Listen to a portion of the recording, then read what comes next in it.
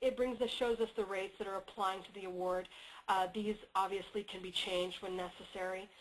This is a place where if rates have changed or something has changed in between the proposal and the award, this can be updated. Or if, for instance, your faculty member got a waiver of indirect costs for this particular award, this kind of information can be reflected in the F&A rates. Also has a place for you to indicate where you might have authorized pre-award costs or where the sponsor might have authorized pre-award costs in excess of 90 days, for instance. It's just a place where you can say this is what happened, this is when it's effective, and some notes about the authorization, whether it's coming from the sponsor or from the institution. The budget versions area is being worked on even as we speak, so I doubt we'll be able to see very much of it. But this looks, as you can see, really like the proposal budget area. Allows you to add multiple versions, designate one as complete, and then that's the awarded budget that will be keyed into your financial system, whatever your financial system is. What it can do with proposal is actually bring in all of the versions of the budget that you had with the proposal, or just the final one, so that you can take that budget, get the award, and make the edits you need to make, like if the part of the award budget was cut, or if they took out some line items and not others, so that you can make those adjustments, and that'll be the budget that is loaded into the award account. I'm not going to open this because I know I'll get errors. I was working on it last night, but because this area is just about finished, there's a lot of work going on. But it is really like the proposal budget. In fact, a lot of the screens are copied directly over, so it looks very much the same. The payment reports and terms is where you can add information on reporting and invoicing requirements, payment schedules, and terms and conditions. If you've applied a sponsor template to the award, it'll bring that information in automatically. So in this case, there weren't actually any payment or invoice requirements in the template or any schedules. So Sync to Template does what it does in screens you saw before. It'll actually come in and bring the information into this tab from the sponsor template if it hasn't already.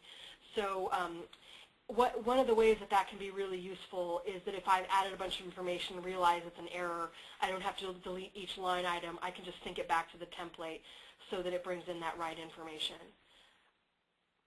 It brings in this case, you can see where it has actually added some items in. Typically with a report schedule that has not been synced with a template, all of these little areas would be 0, meaning there are no line items for this area. Excuse me. But we've got a few things in here where there are some required reports. These came directly from that template. So you can see how it's useful to have that in there, that it'll automatically fill in the kinds of reports that are required without you having to do it yourself. And really the only thing you maintain is the sponsor template when those rules change. So in this case, it not only adds in the final report that's required, it also adds in the recipient. So it adds like who do I send this to? And I can click on this little inquiry icon to get not only the name but the address information for who the report should be shipped to.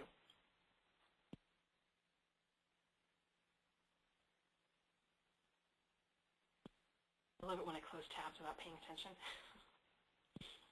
So pardon me a moment while I open that back up again.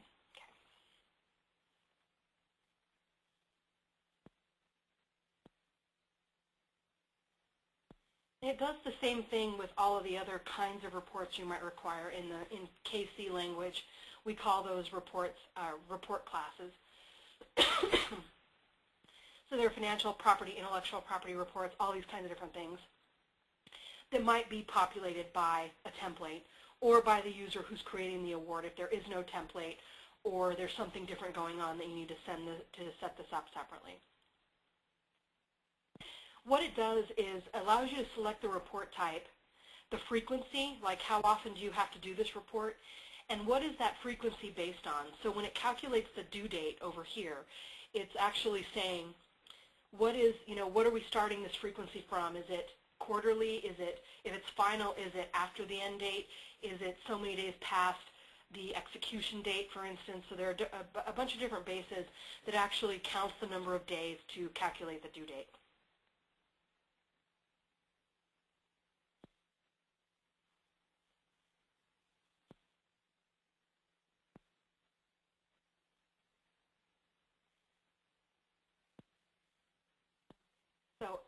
Terms acts much the same.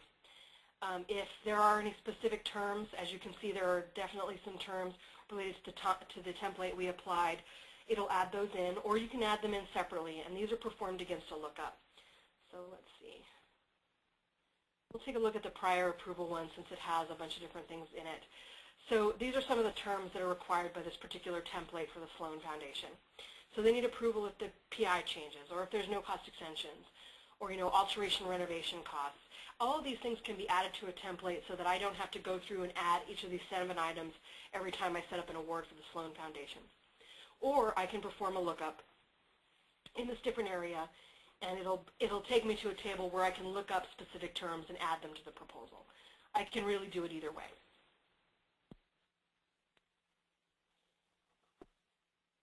It'll allow me, these are all added in a table which is configurable so you can maintain this, and it'll allow me to add one or add as many as I like and then return the selected ones.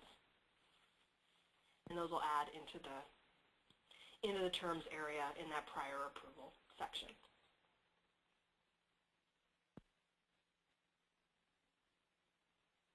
Those are the 2 I just added, 8 and 9. The Special Approval tab allows you to put in information where there might be special items that were approved either with prior approvals or via the proposal budget, so that you can basically, if somebody sends you a requisition and you're like, I'm not sure they can buy this, if somebody had already put this in there saying, yeah, we got the letter saying that they can buy this piece of equipment, it would already be in the award so that you could keep an eye on it, and you could know that you wouldn't have to do any additional legwork before you approve the requisition. The same is true of foreign travel, where you can add the people via a lookup or via the list of personnel that are from the contacts page at the destination, start and end dates, and the amount. The closeout panel really is just for closeout. This is a way of, at the end of the award, to make sure all of the final reports that might be required were submitted, to add additional items that might be required deliverables by the sponsor. Also allows you to put in where the closed terminated file is located and when it was closed for record retention purposes. The special review and custom data panels in award are exactly the same as what you saw in proposal. So you can gather information about human subjects information, whether or not that's approved, and you can collect that information prior to setting up the award or setting up the account. Custom data is the same as the proposal as well, where you can add data elements for your school that aren't captured elsewhere in the application. And in this case, they carry directly from the proposal. There aren't any questions in the award right now, or there weren't last night before people started testing today, so we'll see if they've added any. But this is, again, a place where you can add specific questions about the award that need to be answered. In this case, they haven't added any to the test environment. That's really up to your school whether or not there's a sort of a checklist of questions you want to add when an award is created. The comments, notes, and attachments allows you to add different notes and comments about specific areas of the proposal, and attachment documents like the actual physical copy of the award itself. Comments also allows you to sync to a template. In this case, there weren't any comments in the Sloan Foundation template. But if in your template you might have some notes, some words to the wise about different things for a specific sponsor, this is a place where you can store those, and you can say, for fiscal report comments, you can say, I've always talked to Jane at Sloan Foundation. She's really helpful when you have questions about whatever. It's a way of keeping some comments that might be helpful to the people setting up awards under different sponsors about the particular award. So you can sync it to a template and pull that from the template itself, or you can add additional comments where appropriate for each of these items. Notes is another way of adding items to the document. It keeps track of who posted it and when, what the note is about. And one of the other nice things about notes that is not the same as comments is I can restrict this. And what that means is if these are notes that are between